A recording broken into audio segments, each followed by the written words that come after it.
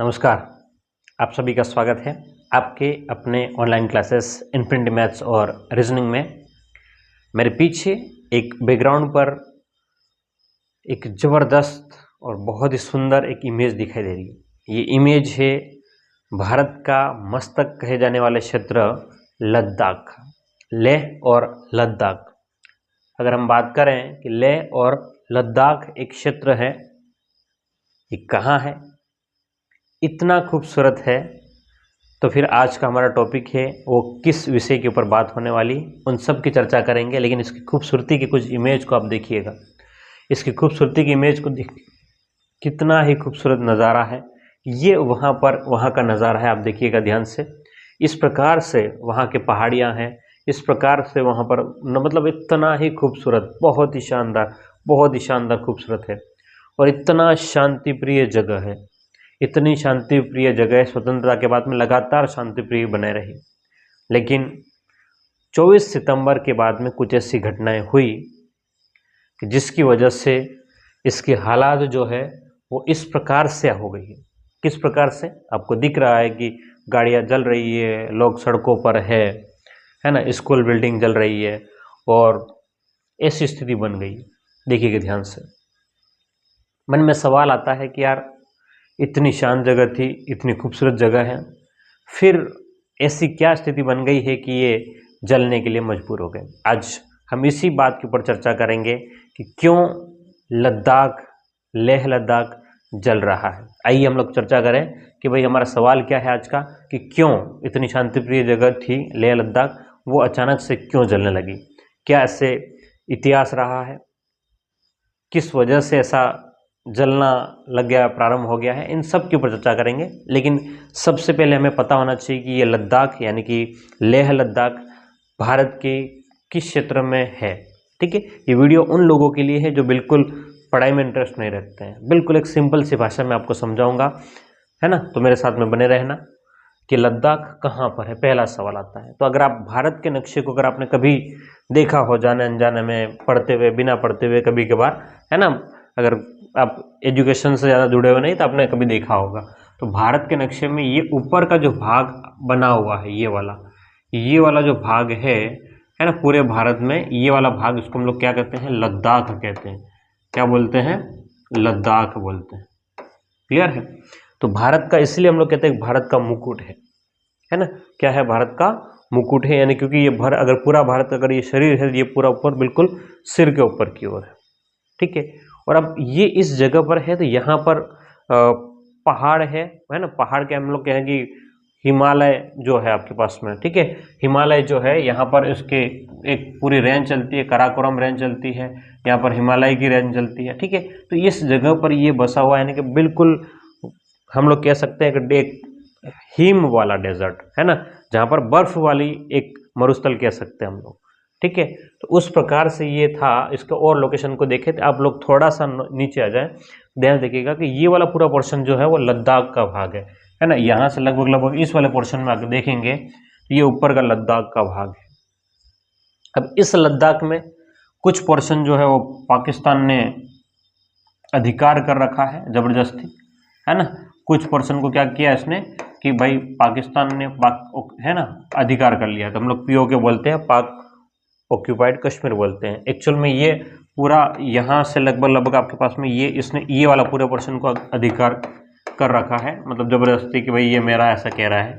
ठीक है, तो इस वाले भाग को उसने अधिकार कर रखा है। तो यहाँ पर आपके पास में गिलगित है ना और बाल्टिस्तान वगैरह यहाँ पर जगह है, गिलगित और बाल्टिस्तान करके। ठीक है, ये पूरा एक रेंज है। अब इधर पाकिस्तान ने इसको कर रखा है, तो इधर से यहाँ इस वाले पोर्शन को चीन ने, किसने बोलो कि चीन ने इसके ऊपर अधिकार कर रखा है। ये वाला पोर्शन है वो चीन ने। नीचे जम्मू कश्मीर आपके पास में, यहाँ वाले पोर्शन में जम्मू कश्मीर अब बचा हुआ है, और इस वाले पोर्शन में हमारे पास में क्या है, लद्दाख है। ठीक है, तो यहाँ पर अपने पास में सियाचिन ग्लेशियर वगैरह इस सब मिल जाएंगे आपके पास में, और इधर कोई कारगिल वगैरह मिल जाएंगे। क्लियर है। तो ये मोटे मोटे तौर पर मैंने आपको बताया कि भाई ये क्या चीज़ है। ठीक है, अब आगे बढ़ते हैं हम लोग कि भाई ये पूरे मैप में ये स्थिति बनी हुई है कि लद्दाख वाला पोर्शन जो है वो ये वाला है, है ना। लद्दाख का जो पोर्शन है ये वाला बिल्कुल शांति प्रिय जगह। देखो जम्मू में तो नहीं होता है, वहाँ पर कुछ ना कुछ घटनाएं होती रहती है, लेकिन लद्दाख की घटनाएं हमें बहुत कम सुनाई देती है। लेकिन कुछ दिनों से अभी ऐसा कुछ वहाँ माहौल बन गया है वहाँ पर। तो अभी हम देखें अगर थोड़ा सा और, तो आप देखिएगा कि ये आपके जम्मू श्रीनगर है ना। तो पहले के समय पर क्या होता है, ध्यान से देखना, ये पीओके मैंने जो सब काट कर बताया था आपको वही चीज़ें यहाँ पर लिखा हुआ नहीं है, लेकिन ये वाला जो भाग है वो आपके पास में चीन ने ऑक्यूपाइड कर रखा है, इसको हम लोग अक्साई चीन बोलते हैं। तो अब मुद्दा आता है कि ये जो लद्दाख है ना, ये जो लद्दाख है यहाँ पर हिंसा भड़क रही है।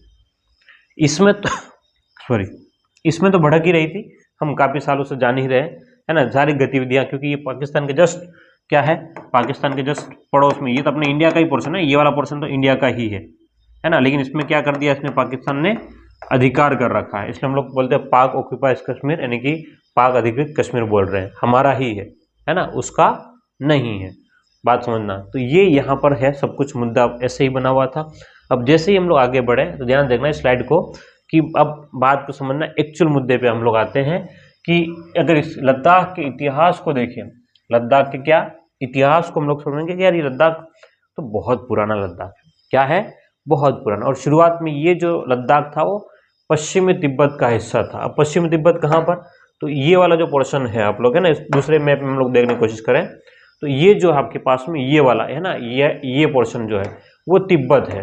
ये कौन सा भाग है, तिब्बत है। अब इस तिब्बत पर जो अधिकार कर लिया वो किसने कर लिया है, चीन ने अधिकार कर लिया। ठीक है, वैसे तिब्बत एक देश था, लेकिन चीन ने क्या कर लिया है, अधिकार कर लिया। तो यहाँ पर इस चीन ने ये वाला जो है, मतलब ये लद्दाख भी पहले किसका भाग था, तो तिब्बत का ही भाग था, मतलब बहुत पहले, हजारों साल पहले। ठीक है, उसके बाद में क्या होता है, अब बात को समझिएगा, उसके बाद में क्या होता है कि 10वीं शताब्दी के आसपास में लद्दाख जो है वो स्वतंत्र राज्य बन जाता है। वो लोग कब, 10वीं शताब्दी के आसपास में लद्दाख क्या बन गया, स्वतंत्र राज्य बन जाता है। फिर क्या होता है, तो 17वीं शताब्दी के आसपास में मुगल साम्राज्य जो भारत में आते हैं, है ना, मुगल आते हैं, तो मुगलों का अधिकार हो जाता है, तो मुगल साम्राज्य का हिस्सा बन गया। कब, 17वीं शताब्दी में अब मुगलों का अधिकार हो गया। ठीक है, फिर 17वीं शताब्दी में 18वीं और 19वीं शताब्दी में फिर अंग्रेज आ जाते हैं। उस समय आपके पास में फिर ध्यान से देखना इधर कि हम लोग बात कर लेते हैं कि बाद में 1947 के समय लद्दाख जो है वो जम्मू और कश्मीर राज्य का हिस्सा बन जाता है 1947 में। अगर आपने इतिहास को थोड़ा सा पढ़ा होगा तो 1947 में एक राजा हुए थे यहीं पर जम्मू एंड कश्मीर में। कहाँ पर, जम्मू एंड कश्मीर में एक राजा हुए थे। कौन से राजा, हरि सिंह, बोलिएगा कौन सा राजा, हरि सिंह जो राजा हुए थे। इन्होंने क्या हुआ कि जब अंग्रेजों ने भारत को स्वतंत्र किया, यानी कि छोड़ के गए, तो इन्होंने बोला कि आपकी मर्जी कि जहां भारत में साथ मिलना चाहते हो तो मिलो, और नहीं मिलना चाहते हो तो आपकी मर्जी, स्वतंत्र रह सकते हो। तो ये जम्मू कश्मीर वालों ने क्या किया, इन भाई लोगों ने, है ना, इन जम्मू कश्मीर वालों ने क्या क्या बात को समझना कि इन्होंने कहा भाई हम लोग भारत के साथ में नहीं मिलेंगे, है ना। तो उस समय में देखिए इस पूरे पोर्शन वाले ने यूँ बोल दिया कि हम लोग भारत में मिलेंगे नहीं, हम तो अलग रहेंगे। अब तो ठीक है, अलग रहेंगे तो अलग रह गए, लेकिन इनके पास में सेना वगैरह थी नहीं। पाकिस्तान ने इधर से क्या कर दिया, आक्रमण कर दिया। पाकिस्तान ने आक्रमण कर दिया, ध्यान समझना, पाकिस्तान ने जब आक्रमण कर दिया तो ये लोग पहुंचे, हरि सिंह जी वगैरह कहाँ पर, कि दिल्ली में प्रधानमंत्री साहब से मिले, बोले कि पाकिस्तान ने आक्रमण कर दिया है। तो हमारे प्रधानमंत्री साहब ने बोला कि हम क्यों भाई तुम्हारी हेल्प करें, तुम तो अलग हो, है, तुम तो अलग देश मांग रहे हो, अलग रह रहे हो, तो हमारी हेल्प क्यों करें। उन्होंने बोला कि नहीं, आप हमारी हेल्प करो, हम आपके साथ में मिल जाएंगे। तो वहां पर कुछ शर्तों के साथ में हमारा एक नया अनुच्छेद निकल के आता है ना। कौन सा अनुच्छेद निकल के आता है, अनुच्छेद 370, है ना, बोलो कौन सा अनुच्छेद, 370 निकल के आएगा। वो जम्मू और कश्मीर के लिए, यानी कि पूरे उस क्षेत्र के लिए अनुच्छेद 370 लागू होता है। अनुच्छेद 370 एक स्पेशल एक्ट था जिसमें इनका अलग झंडा हो सकता है, अलग संविधान हो सकता है, सब चीज़ अलग रहेगी।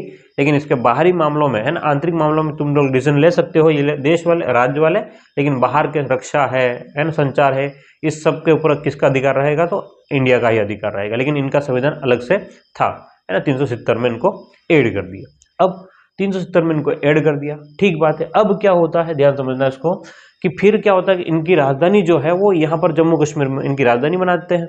ठीक है, राजधानी कहाँ पर, उस जम्मू और कश्मीर पूरा राज्य था उस समय, है ना, जम्मू कश्मीर पूरा राज्य था, जिसकी राजधानी कहाँ बना दी, जम्मू कश्मीर में, है ना। एक्चुअल में क्या पर श्रीनगर में आसपास में राजधानी, मतलब श्रीनगर में राजधानी हो जाती है। अब क्या हुआ कि जो भी फंडिंग आ रही थी, है ना, जो भी पैसा आ रहा था या जो भी कह दे कि कानून नियम बनते थे, जो भी है, इनका तो बढ़िया विकास हो गया, इस वाले भाग का तो बहुत बढ़िया विकास हो गया।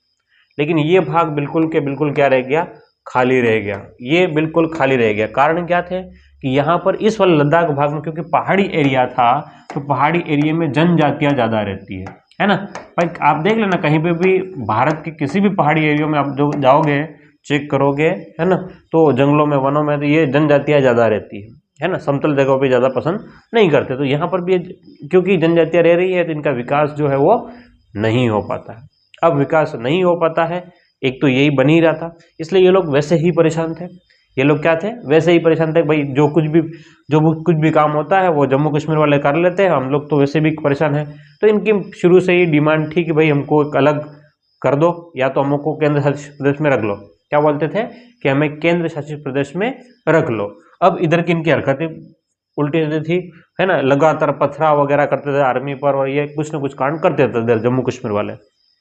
तो अब 2019 में 5 अगस्त 2019 आता है। कब? 5 अगस्त 2019।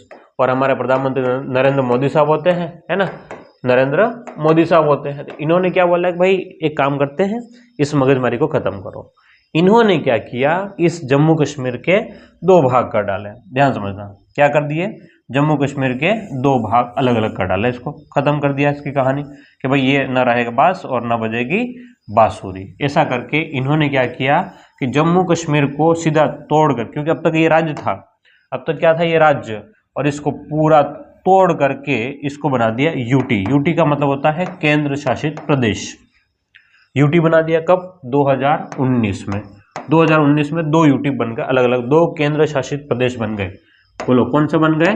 केंद्र शासित प्रदेश। अच्छा, केंद्र शासित प्रदेश बन सॉरी केंद्र शासित प्रदेश तो बन गए, लेकिन इनको कह दिया भाई तुम्हारी तो विधानसभा रहेगी। इनको क्या बोल दिया कि तुम्हारे तो विधानसभा रहेगी, और इनको बोल दिया भाई तुम्हारे विधानसभा नहीं रहेगी। हाँ, तुम्हारे एक लोकसभा का एक सदस्य मिल जाएगा, है ना, लोकसभा का एक सदस्य तुम्हें मिल जाएगा, लेकिन तुम्हें विधानसभा में कोई भी कुछ तुम्हारा विधानमंडल आपको दिया नहीं जाएगा। इनके चुनाव तो हो रहे, लेकिन इनके चुनाव नहीं हो रहे। फिर इनके चुनाव नहीं हो रहे तो फिर क्या हो रहा है, इनको दिल्ली से, है ना, इनके ऊपर शासन कहाँ से किया जा रहा है, तो दिल्ली से इनके ऊपर शासन किया जा रहा है। शासन कौन करेगा? तो यहाँ पर जो आपके पास में अधिकारी जो होंगे, है ना, जिसको हम लोग नौकरशाह बोलते हैं, तो यहाँ के अधिकारी, कोई विधायक सांसद ऐसा नहीं है ना, यहाँ पे जो अधिकारी रहेंगे दिल्ली से इनको भेजा जाएगा, वो इनके ऊपर शासन करेंगे, इनके ऊपर कानून वगैरह लगाएंगे। अब कानून वगैरह सब लगा रहे थे तो बहुत बढ़िया था, लेकिन प्रॉब्लम ये है कि ये जो कानून वगैरह लगा रहे थे, यहाँ पर लोगों की समस्या होने लग गई। फिर लोगों को क्या होने लग गया, समस्या क्या, कि भाई हमें तो लोग अब शुरुआत में लगा कि भाई ये तो विकास होने वाला, लेकिन इनको लगा बाद में क्या रहे तो कुछ विकास हो नहीं रहा। तो फिर लोगों ने डिमांड करनी शुरू कर दी। क्या डिमांड करनी शुरू की कि भाई लोकसभा राज्यसभा में हमको प्रतिनिधित्व की मांग कर दी इन्होंने, कि हमको अलग से केवल एक लोकसभा सदस्य क्या होगा, और भी लोग चाहिए हमको, क्योंकि ये पूरा एरिया ज़्यादा है, तो इन्होंने प्रतिनिधित्व की मांग कर ली। फिर उसके बाद में इन्होंने क्या बोला कि भाई ये हमारा केंद्र शासित प्रदेश है, इसको बदल करके पूर्ण राज्य बना दो। क्या बना दो? पूर्ण राज्य। ध्यान समझना एक एक बात को, पूर्ण राज्य बना दो।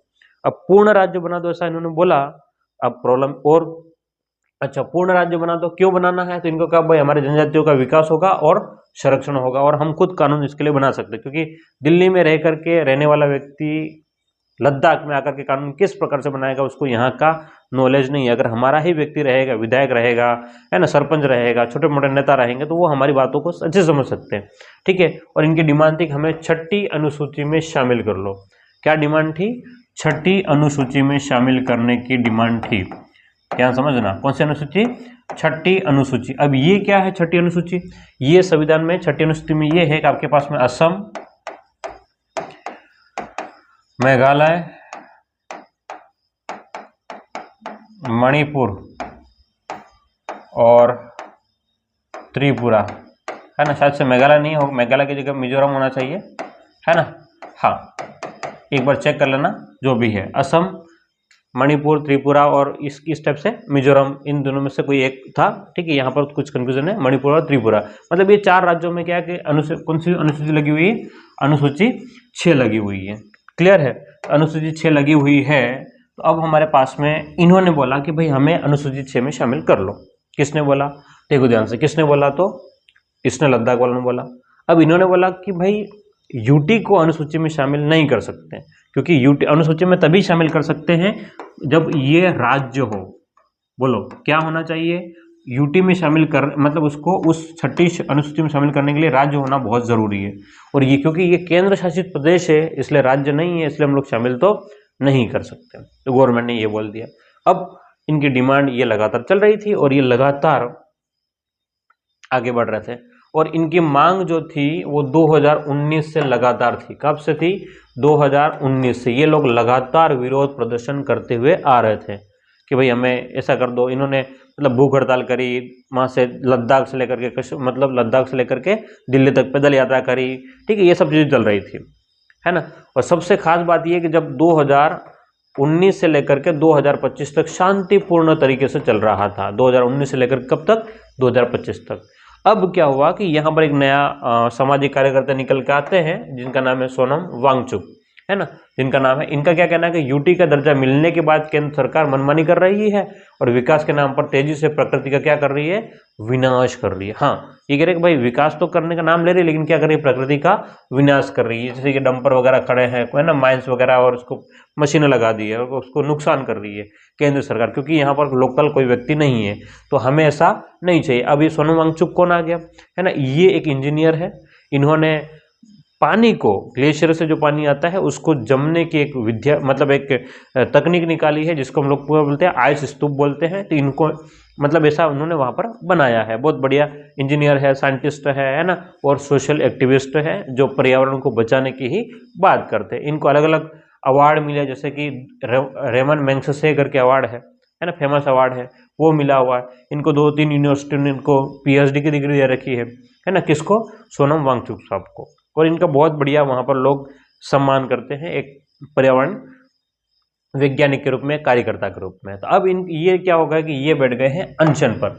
ये क्या बैठे थे? अनशन पर, ठीक है, मतलब भूख हड़ताल पर बैठ गए, भाई हम लोग, हमको राज्य बना के दे दो, अब हम परेशान हो गए। अब ये अनशन पर बैठे हैं तो क्या हुआ कि 2-3 लोगों की तबीयत खराब हो गई। अब 2-3 लोगों की तबीयत खराब हो गई, ये 24 सितंबर तक की बात है ना, 24 सितंबर तक की बात है। 2-3 लोगों की तबीयत खराब है। अब एज ज़्यादा हो गई, तबीयत खराब होनी ऑब्वियस है। अब तबीयत खराब होते ही हमारे नई युवा पीढ़ी जो है, जिसको हम लोग जेन ज़ी बोलते हैं, है ना, नई युवा पीढ़ी जो है वो सड़कों पर आ गई।